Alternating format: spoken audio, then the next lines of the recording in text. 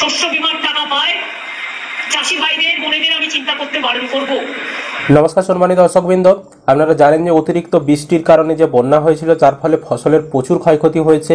তো আপনাদেরকে ক্ষতিপূরণের টাকা দেবে মুখ্যমন্ত্রী আগেই ঘোষণা করেছিল। এবার সেই ঘোষণা মতো যাতে আপনারা সহজেই ক্ষতিপূরণের টাকা পান, সেই জন্য প্রশাসন কিন্তু দুয়ারে চলে আসবে আপনাদের। তো সে ব্যাপারে গুরুত্বপূর্ণ আপডেট এসেছে। ক্ষতিপূরণের টাকা যাতে আপনারা সহজে পান, কি উদ্যোগ নিতে চলেছে কৃষি দপ্তর, বিস্তারিত জানাবো আজকের এই ভিডিওতে। তার আগে ছোট্ট একটি অনুরোধ, চ্যানেলে নতুন হলে চ্যানেলটিকে অবশ্যই সাবস্ক্রাইব করে রাখবেন, চ্যানেলটিকে বন্ধুদেরকে অবশ্যই শেয়ার করে জানিয়ে দেবেন এবং ভিডিও ভালো লাগলে লাইক করে দেবেন। দেখুন, এখানে বলা হচ্ছে ক্ষতিপূরণ দিতে দুয়ারে প্রশাসন।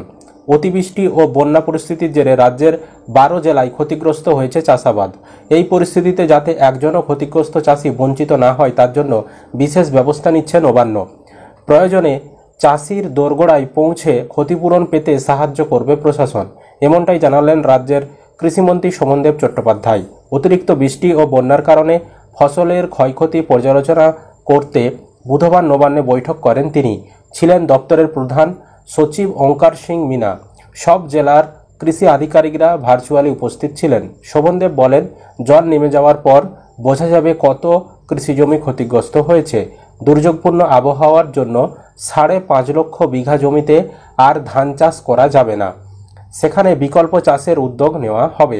কৃষকদের সেই মতো বীজ বন্টন করা হবে। পাশাপাশি আগামী রবি মরশুমে আলু চাষের সার সরবরাহ যাতে ঠিক থাকে তা নিয়েও আলোচনা হয়। মন্ত্রী জানান, দুর্গতদের সাহায্যার্থে দুয়ারে ত্রাণের মতো প্রকল্পের কথা ভাবা হয়েছে।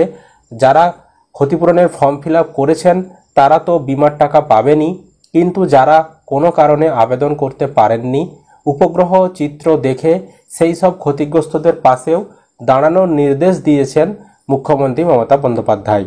তার মানে যারা ফর্ম জমা করেছেন তারা তো টাকা পাবেন, হয়তো অনেকে ফর্ম জমা করেননি, ভুলে গিয়েছেন বা কোনো কারণে দিতে পারেননি, তাদের জন্যও কিন্তু বিকল্প ব্যবস্থা ভাবা হচ্ছে। উপগ্রহ চিত্রের মাধ্যমে, স্যাটেলাইটের মাধ্যমে দেখে তাদেরকে ক্ষতিপূরণের টাকা দেওয়ার একটা নির্দেশ দিয়েছেন মুখ্যমন্ত্রী মমতা বন্দ্যোপাধ্যায়। তবে অবশ্যই যতই নির্দেশ দিক আপনারা চেষ্টা করবেন ফর্মটা জমা দেওয়ার। এদিকে দুর্যোগপূর্ণ আবহাওয়ার কারণে বাজারে যাতে কৃষিজ পণ্যের দাম না বাড়ে, তার জন্য কড়া নজরদারির ব্যবস্থাও করা হচ্ছে। আরেকটা বিষয়, যারা ফর্ম এখনো পাননি, ফর্ম কীভাবে ফিল আপ করতে হয় জানেননি, প্রসেস জানেন না, কি কাগজপত্র লাগবে জানেন না, আমরা চ্যানেলে আগেই ভিডিও দিয়েছি।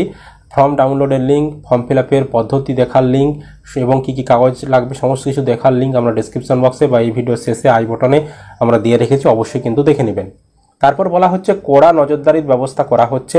কৃষি বিপণন মন্ত্রী বেচারাম মান্না জানিয়েছেন, সুফল বাংলার স্টলের সংখ্যা আরও বাড়ানো হবে।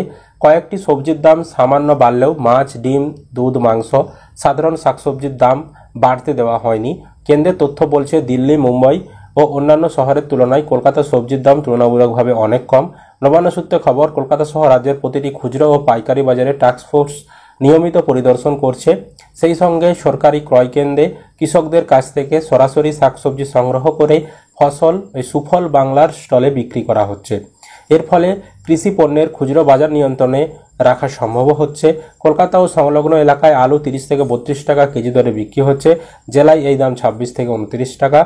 পেঁয়াজ গড়ে 60 টাকা দরে বিক্রি হচ্ছে, যদিও সুফল বাংলা স্টলে পেঁয়াজ বিক্রি হচ্ছে 45 টাকা দরে।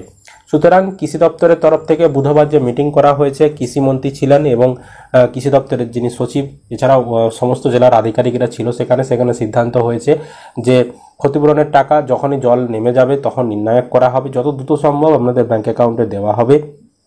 আরেকটা বিষয়, আমরা আগের ভিডিওতে আলোচনা করেছিলাম, একটা নিয়ম পরিবর্তন হয়েছে যে আপনার এলাকায় আগে নিয়ম ছিল 50% বা তার বেশি ক্ষতি হলে ক্ষতিপূরণ দেওয়া হতো। এখন সেরকম নিয়ম নেই। আপনার এলাকায় আপনার একারই যদি ক্ষতি হয় আপনাকে একাকেই টাকা দেবে। আগে এরকম ছিল না, আগে 50% মানে অর্ধেক কৃষকের ক্ষতি হতো সেই মৌজাতে, তবে সেই মৌজার কৃষকরা ক্ষতিপূরণ পেত। এখন এরকমভাবে আর হবে না। এখন একজনের ক্ষতি হলে, দুজনের ক্ষতি হলে, যতজনের ক্ষতি হবে তাদেরকেই টাকা দেওয়া হবে। আর আরেকটা বিষয়, যারা কোনো কারণে আবেদন করতে পারেনি তাদের কথাও ভাবা হচ্ছে বিকল্প। দরকার হলে কৃষি দপ্তরের আধিকারিক আপনাদের দুয়ারে পৌঁছে যাবে, আপনাদেরকে প্রয়োজনীয় সহযোগিতা করবে, এটাই কিন্তু আপডেটে জানানো হয়েছে। তো ক্ষতিপূরণের টাকা দেওয়ার কাজ বা লিস্ট তৈরির কাজ যখনই শুরু হবে আপনাদেরকে আমরা জানিয়ে দেব। আর কোন কোন জেলা পাবে, এখানে 12টা জেলা ক্ষতিগ্রস্ত হয়েছে বলা হয়েছে। আমরা আগেই জানিয়েছিলাম বেশ কিছু জেলার নাম, যেমন পূর্ব মেদিনীপুর, পশ্চিম মেদিনীপুর, তারপর ঝাড়গ্রামের কিছুটা অংশ, তারপর পূর্ব বর্ধমান, পশ্চিম বর্ধমান, হুগলি, বাঁকুড়া, পুরুলিয়া, তারপর আপনার বীরভূম জেলা, হ্যাঁ, এখানে কিন্তু ক্ষয়ক্ষতিগুলো বেশি হয়েছে। এই সকল জেলার কৃষকরা তো ক্ষতিপূরণ পাবেনই। এছাড়াও আপনাদের এলাকায় যে সকল এলাকাতে ক্ষতিগ্রস্ত হয়েছে সেই সকল এলাকার কৃষকরাও কিন্তু ক্ষতিপূরণের টাকা পাবে। এটাই ছিল আপডেট। আশা করি আপনারা ভিডিওটা বুঝতে পেরেছেন। ভিডিও ভালো লাগলে অবশ্যই লাইক করবেন, বন্ধুদেরকে ভিডিওটি শেয়ার করে দেবেন আর চ্যানেলটিকে অবশ্যই সাবস্ক্রাইব করে রাখবেন।